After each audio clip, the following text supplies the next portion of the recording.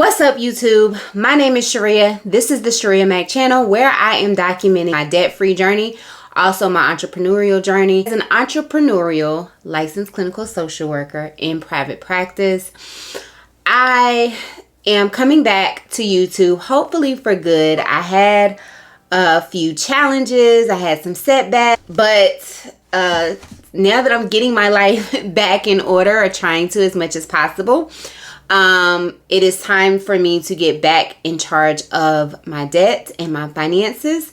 And this is a debt confession. So we will get right into the numbers, including my debt confession. I downloaded this Google Sheets template. I really like it. I downloaded it from Dominique Janae. She has a YouTube channel, but I follow her over on TikTok. It was a free download, and then I went in and made some alterations. I added a few sheets, like a debt dashboard, and that was inspired by, I cannot think of her name, but when I'm editing this video, I will put it in there. But, so I'm getting ready to pull up exactly how much debt I have. Before we get into the numbers, I want to talk about how I ended up in debt. So if you've been following me for a while, I got out of almost $40,000 worth of debt in 2017. And I kind of fell off. I got sick. I got diagnosed with an autoimmune disease, and I kind of just like lost my motivation and had to refocus on my health because I went from being on no medication to being on 5 medications, and the medications had side effects that required additional medications, and I just did not like it. So I changed jobs. I started going to the gym. I started eating vegan. I started being more intentional with what I ate. And I eventually got off all medications and have been full flare free for about 2 years. I also started doing IF, but that is not what this video is about. So after I got my health under control, I started back up in 2019 because I was back in credit card debt and I needed to get that out of the way. I had also taken out a loan against my 401k. I was trying to pay that off, and I accomplished all of that in early 2020. And then when the student loan pause came about, I even paid off the interest that had accrued on my student loans from when I graduated from grad school in 2012. After I paid that off, that was a little over $14,000. I just started to live my best life, and I was still a lot more responsible with debt, specifically credit card debt, in the sense of I was being intentional, and I was charging what I knew I could pay off at the end of the month. But when I went through that marital crisis, I was doing a lot of emotional spending, and my husband was trying to do everything right, and when he should have said no, he just couldn't. So we ended up back in about $18,000 worth of credit card debt. I bought a new car. He traded in his car to get me a new car, and his car was upside down in value. So I accumulated negative equity into my current car payment. And he took out a HELOC so that we can get our upstairs finished, because I wanted to move my daughter upstairs so I can move my office downstairs. And again, all of these irresponsible financial decisions because of the marital crisis we went through. So we have accumulated somewhere between like a whole bunch of debt, but we will get into it. I am going to pull up my sheet.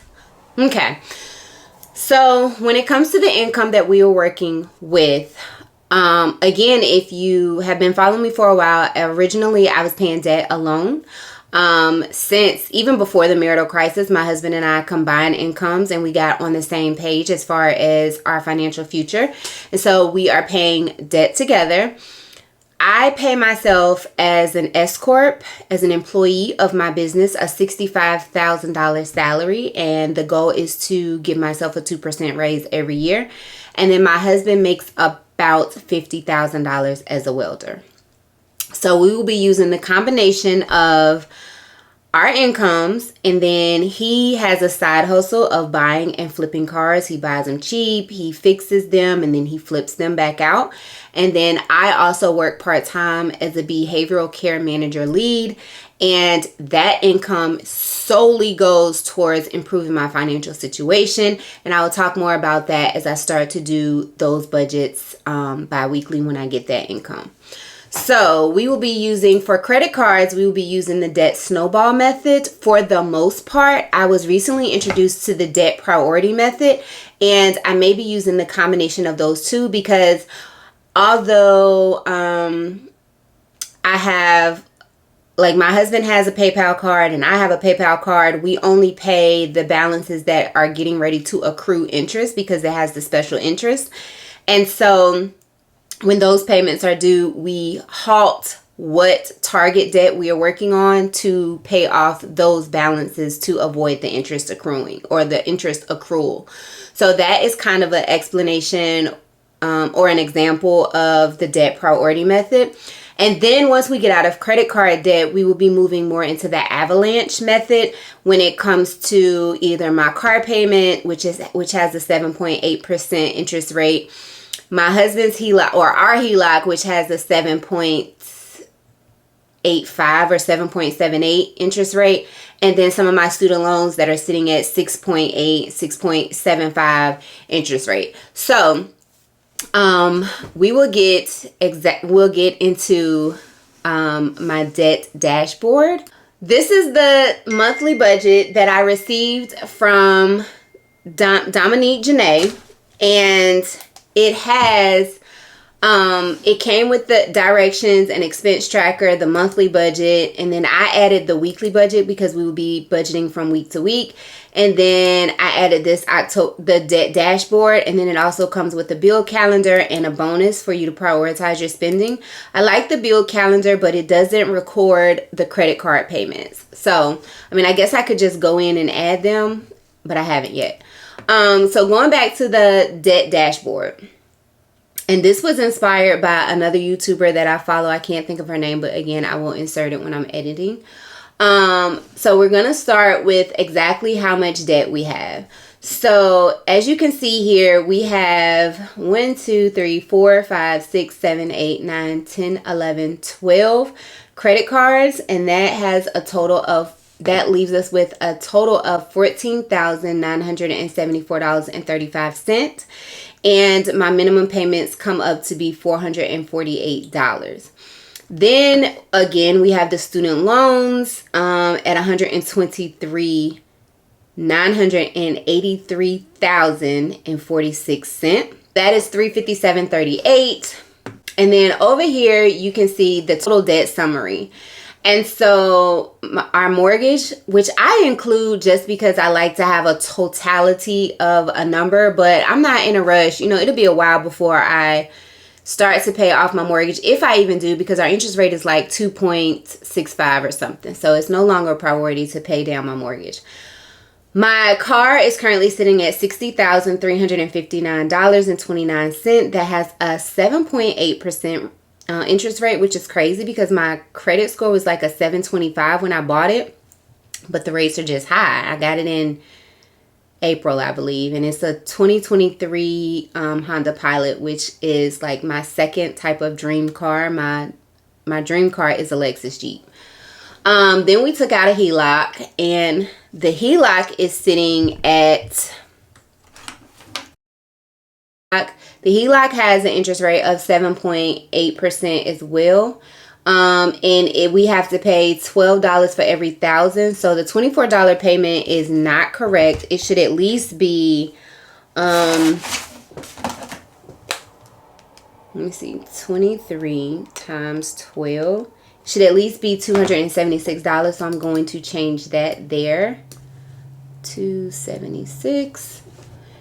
And then my credit card debt, again, is sitting at $14,974.35 with minimum payments totaling $448. And then my student loans, again, at $123,983.46 with a minimum payment of $357.38, bringing our total fixed debt payments to $3,163 per month. So then you go down here and you see that I have a target debt. So for the month, or for a couple of months, each month I will be targeting a specific debt, and sometimes that debt will linger on until it's paid off. I do have a target debt, and I will be tracking the payments that I make on the target debt outside of getting paid. Any type of side income, money I earn again on the side, or that my husband earns on the side. So I was talking about the target debt. That box that I have over here, again, these are all my credit cards. This is my student loan. Again, I do use my part-time income. If you follow me on Instagram, I shared my part-time income allocations. So 10% to tithing, 10% to saving, personal savings, 10% to vacation, and then tithing, personal savings, vacation, student loans, and then 60% to debt. And so that is how I will be allocating my part-time income. It is solely to improve my financial situation, and those things are important to me. When it comes to how my debt-free journey will look like, or my personal finance journey will look, I am not willing to stop vacating. I may not take as expensive vacations like to Hawaii, but vacationing is very important to me. Again, creating memories with my kids and my family, my loved ones, is more important to me than gazelle intenting myself out of debt. I've done that before. I do not like it. Oh my gosh. And so, and then, continuing to, I don't know how long I will be working at the part-time job, but I plan to stay there as long as I can, because it does cut into my workout time, which is very important to me. My health is very important. I will be continuing to vacation. I will be continuing to save and invest while I'm on my debt-free journey.